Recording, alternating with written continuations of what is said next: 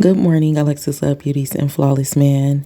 We are going to have a raw and uncut conversation, the ones I love the most. And today we're going to be talking about how to turn the bad life experiences into peaceful memories. I was driving home from work yesterday and I had a thought about this guy that I have not had contact with in almost 5 years. And the reason why we go through life and we still have those dreams or connections or thoughts or the person named across our mind is because of that soul tie. And breaking soul ties take a while, and there's different things that you have to do when you're in the process of breaking soul ties from a person, but then you end up doing the same thing with another person. The soul ties from that previous person, they still stick because in a sense you're still doing the same thing just with a different person. So it's taken a while to learn about that and to break those things. That is what we call fighting demons, and that is our responsibility. Something easy that I have found during that car ride, I was given this information. So I was just driving, and then I had like the person's name had crossed my mind, and I began to think about the nice things that this man taught me. This man had taught me so much, and I'm going to be honest with you all. I love each and every person that I have met. I'm a person that takes accountability, so I'm not going to always act like, oh, it was something that they did to why we fell off or something happened. You have to sit down with yourself and realize that you may have did something too. Either it was playing your part too much, or just sometimes you're not equally yoked with people and they do not know how to carry the love that you have as well. But I began to just think about the good things that he taught me about my car and about, being a woman and not using the same towel. He taught me that. That's not something that I already knew as a woman. And I love him for that. I'll always love him for that. And if you can hear it in my voice, that compassionate love is what is going to help me fight these demons. That compassionate love is what's going to carry me into the next season and help me heal and to forgive these people in my life. We have to love those whom unrighteously trespassed against us, the ones that we feel like broke our hearts. This is how we move forth. When we do not, we become bitter and we become evil just as they. I took the good, and that is the memory that I want in my mind, that you taught me how to not spread bacteria. When I met him, of course I was grown already, but I've never been told. And I was using the same towel for my face, body, feet, everything. And I can be honest with you now because I've learned. And I was over his house one day. He see me doing that. He like, Alexis, babe, we got thousands of towels. You can use a different towel for each part of your body. That way you're not spreading bacteria. Makes a lot of sense. And that was not it went down in flames, but it's okay, right? I received the revelation that I need from that, and now I'm receiving the peace and the healing that I need from that. We have to love. That is how we're going to turn the bad experiences into peaceful memories, because we still have to love them. When I met you, I loved you. When I stayed through the bad things or the things that I thought was bad, I still loved you. We have to have that same pure love that we had meeting someone when we have to leave someone. Now let's break this down into groups. How to turn the bad situation to good memories with your family. Everything started with the family. We have to not look at people like we're blood, and that makes a difference. There is some spirits in your family. They don't care about none of that. They don't care that they birthed you. They don't care that they're related to you. They don't care anything about that. It's not the people. It's the spirits operating in the people. So it starts with the family. We have to treat family accordingly. We have to treat them with the same love as we do our enemies. If we know that somebody in our family is not good for them, we have to treat them the same way that we would treat a friend that is not good for us. We have to cut them off. We have to learn how to love them from a distance. It's a little different with family, so you still might have to like learn how to love them where they are. That's the thing with family. You have to know how to love them where they are. Love them in their mess, but you have to know how to not be a part of that. All of the good things that you went through with your family, the things that your parents did teach you, how to cook, how to clean, that is not minor. That is major. That is a life-changing skill that a lot of people do not have. Take the information that your family gave you and love them for that, and forgive them for what you feel like they did not give you. Use the bad things for good. I mean, in a family, you may have been disrespected, you may have been belittled, your dreams may have been crushed. Some people in the family probably was the first people that crushed your dreams. Use the bad for the good. Your friends are another one of those things to where it's like, there may have been some bad things. Maybe there was, maybe you have friends, like I had friends, they would only ask you to do certain things, degrading things, but they had a level of respect for their other friends. They really didn't like you like that. It's going to take a strong-minded individual to accept that they really didn't like you like that. A lot of people, like your family, really don't like you like that. Like the parents that birthed you, they really don't like you like that. You have to take that good and you have to love that. And that is how you keep peaceful memories and you save yourself from becoming bitter and evil. Your friends taught you how. See, what we're doing is we're learning. Life is an experience. And what we're doing is we're taking the experiences that we've learned, and those experiences are shaping us to become the people that we want to become. You know how, okay, I watched 20 versus 1. And instantly a man already know about the walk up.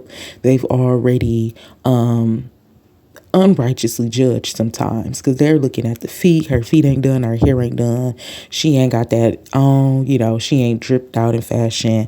A man already know about you and what he wants to do with you on the walk up. 20 versus 1 has taught me so many different things, and I'm learning about your type.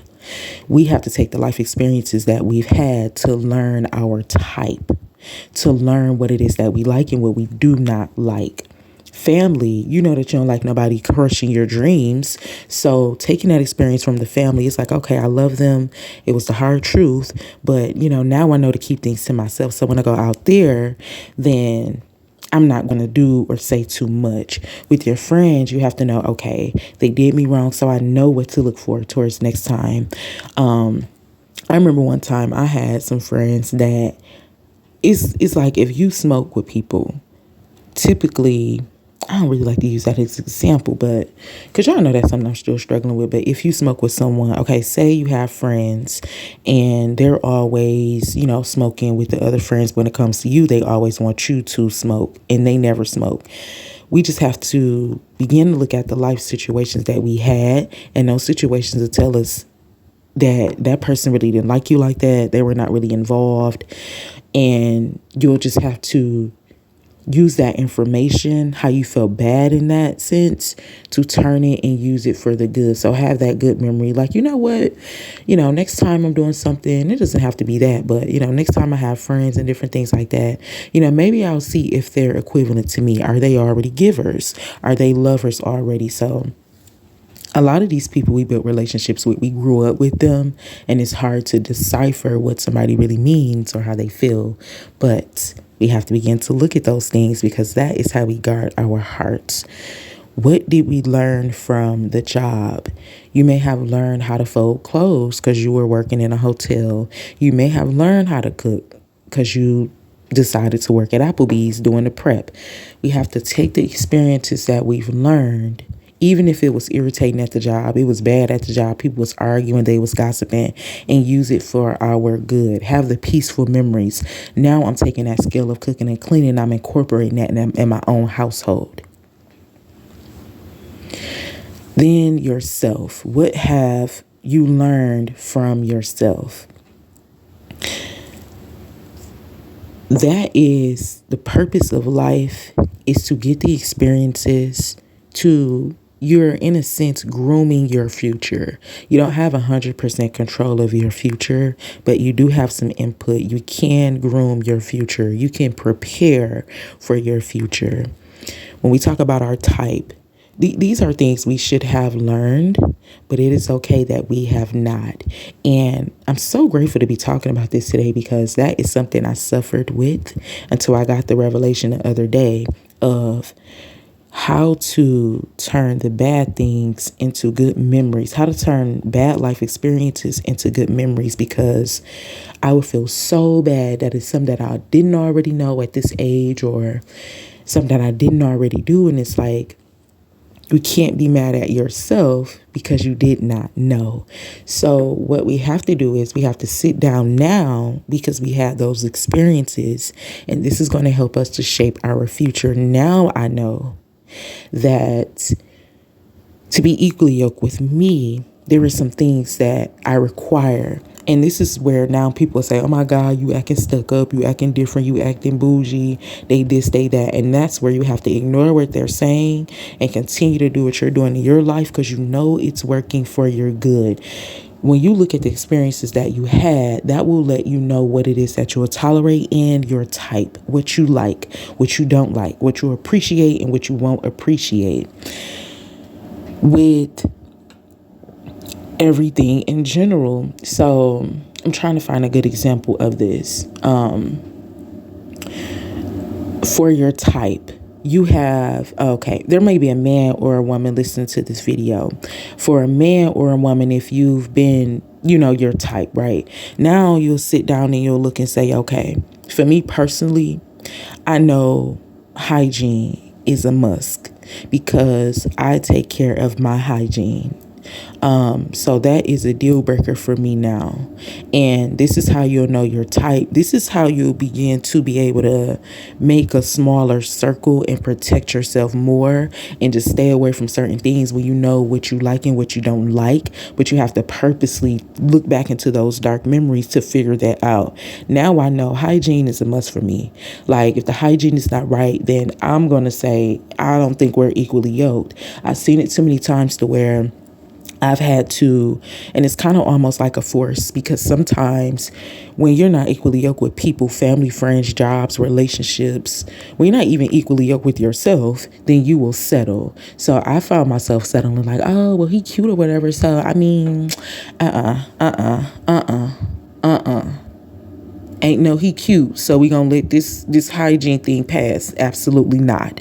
The reason why hygiene is so important is because if your hygiene is bad, your daily hygiene, showering, brushing your teeth, going to the doctor, dentist every 6 months, the way that you eat, drink, the different things that you do, if your hygiene is bad, you can throw off someone else's hygiene. That is a major thing. That is a major thing. That is a deal breaker. It's just a no for me. So now looking at the bad things, because it's the hard truth. Like, dang, I had to really sit and think like, oh my God, I really compromised. Like, because I like this person. I love this person. I'm learning more. It's just not love. People can say that, but love is an action. It's not just a word. When you love someone, you change for them. That's what I'm learning. If somebody is not changing for you, then it's just a no. Because see, people change for the people that they want to. And what some people are doing, men and women, because they like to just throw it on men, but what women are doing as well is they're getting in the situationships, they're messing with people, and they're getting the information, and then they're leaving, and they're going to use that for the person that they really want. So people know how to kill time. They're getting that information. So in a sense, they're doing the same thing. But see, that it's not going to work that way. You can't be evil. You can't be, going out here breaking people's heart, trying to get what you need. And then when you figure it out, then you're like, okay, well, I'm done with them. Because that's not going to be healthy for you, right? So don't ever seek vengeance. Vengeance is the Lord's. But we have to now look and say, you're not even going to get close to me to get that information if I know that your heart is not right. Sometimes people are comfortable where they are, and it's nothing you can do about that. So back to my example, health is a big thing, because you need people around you that's going to motivate you and help you stay on track. And I've seen myself with a compromise, it throws me off. So that is not good, and it's not acceptable. period. What we have to do is we have to purposely look back into our lives on purpose. We have to bring that pain back up. It's going to hurt. It's going to be embarrassing. But this is a private thing that we're doing for ourselves so we can figure out what we like, what we tolerate, what we do not like, what we won't tolerate, what's a deal breaker. This is helping us learn our type. Sometimes we don't even know what we want. Somebody asks you what you want in a man. Girl, he got to be 6 foot, 6-pack. And it's like, what? You saying all of the things that you possibly already had that did you wrong. We have to look at what's done us wrong to shape ourselves to receive the good. Now, this is not something that you're going to do 100% by yourself. This is something that God is going to help you with as well. But know that you are a part of this. So you do have to go back into those dark memories to say, you know what? Even though it's embarrassing that I did compromise with someone, that health was declining and possibly could have put me in a bad situation, it's okay. I learned from that. The Lord saved me from that. So now I know that that's not something I'm willing to tolerate. So, Alexis Love Beauties and Flawless Man, I'm probably going to do a part 2 to this, maybe sometime in the future, as I learn more and I find out more. But for beginners, that is how we're going to help ourselves to not be bitter, to not become evil, and to always have that pure heart. Because each and every experience that you have with a new person, a new thing, or in a new place, they deserve the pureness of you. They deserve your whole heart because it's a new experience. The only way we'll be able to keep our hearts pure and give the people, places, things, and opportunities our whole heart is that we have to look at the bad things that broke us and we have to use them for our good. We have to love them. Love each and every person that has broken your heart. Love them. When you talk about them with love. If you have to give an example, give a good example.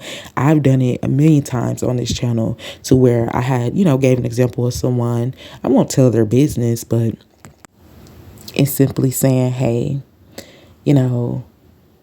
my old friend, like, still keep it to where we have to know that these people can't come back into our lives at all, but we still have to be respectful, responsible, mature in the spirit to say, hey, my old friend or old bae, or, just keep it professional. Keep it wholesome. Keep it pure. Have the same love for them that you had for them before they broke your heart. That's going to help you to heal your heart. It's going to help you to forgive them. And that is when the Lord begins to bless you. He wants us to let those things go because those things have been hindering us from where it is that we need to go to. When you get time, I encourage you to look back into your life and begin to pick out the beautiful things. Look at the bad things as well. Pick out the beautiful things and love that person that broke your heart, because they have prepped you for a beautiful future.